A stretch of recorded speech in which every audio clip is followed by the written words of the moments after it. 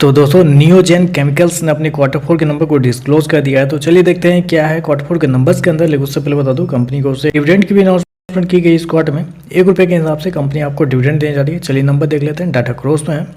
तो देखिए पिछले क्वार्टर में कंपनी ने 201 करोड़ का रेवेन्यू जनरेट किया था ऑपरेशन के थ्रू। पिछले साल देखते हैं तो 199 करोड़ के आसपास, जबकि अभी देखें तो बढ़ के 202 करोड़ आपको जाता हुआ देखने को मिल रहा है। तो साल दर साल जाते हैं तो साल दर साल कंपनी के रेवेन्यू के अंदर मात्र 1.5% के आसपास की तेजी आपको देखने को मिले, जबकि क्वार्टरली बेस पे जाते हैं तो क्वार्टरली बेस पे ½ % के आसपास की तेजी है। तो ओवरऑल अगर देखें तो कंपनी का रेवेन्यू जो है वो आपको साल दर साल क्वार्टर फ्लैट आपको देखने को मिला है, क्योंकि आधा 1% ऊपर नीचे होते रहता है। तो कंपनी का रेवेन्यू फ्लैट है। कंपनी का रेवेन्यू साल दर साल क्वार्टर दोनों।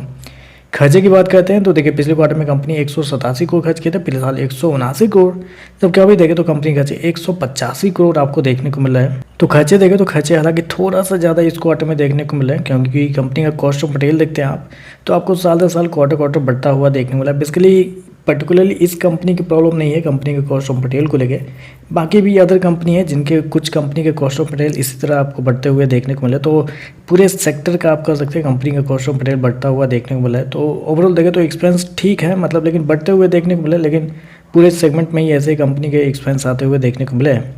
प्रॉफिट की बात करते हैं तो देखिए पिछले क्वार्टर में कंपनी 10 करोड़ के प्रॉफिट में थी, पिछले साल देखें तो 17 करोड़, अभी देखें तो गिर के 2.5 करोड़ के आसपास आपको जाता हुआ देखने को मिल रहा है। तो कंपनी का प्रॉफिट के अंदर देखें तो एक बड़ी गिरावट आपको देखने को मिली साल दर साल क्वार्टर दोनों, जबकि दो चीज़ मैं आपको हाईलाइट करना चाहूँगा। पहले तो कंपनी के एक्सेप्शन आइटम को देख लेते हैं। तो एक्सेप्शन आइटम में कंपनी को 14 करोड़ का नुकसान हुआ है इस क्वार्टर में, जिसकी वजह से कंपनी का प्रॉफिट इतना कम आपको देखने को मिला है।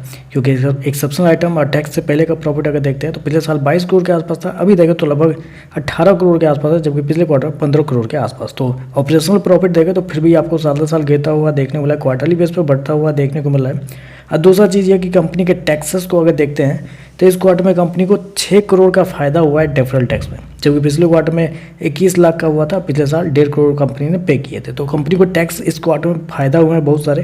कंपनी को इस क्वार्टर में टैक्स पे नहीं करना पड़ा है, कंपनी को टैक्स वापस मिले इस क्वार्टर में, जिसकी वजह से कंपनी का प्रॉफिट बचता हुआ देखने को मिला। अदरवाइज टैक्स अगर कंपनी इस क्वार्टर में देती तो शायद कंपनी आपको इस क्वार्टर में घाटे में जाते हुए आपको देखने को मिल जाती। ईपीएस की बात करते हैं तो देखिए पिछले क्वार्टर में कंपनी का ईपीएस ₹3.80 का था, पिछले साल ₹6.42, जबकि अभी देखें तो 91 पैसे आपको देखने को मिला। तो ओवरऑल देखा जाए तो नंबर कुछ खास नहीं है, थोड़े से कमज़ोर आप कहेंगे, क्योंकि रेवेन्यू फ्लैट है, रेवेन्यू में कोई ग्रोथ आपको देखने को नहीं मिले, नहीं साल दर साल, नहीं क्वार्टर। एक्सपेंस थोड़े से आए हैं जिसकी वजह से कंपनी का प्रॉफिट गिरता हुआ देखने को मिला है।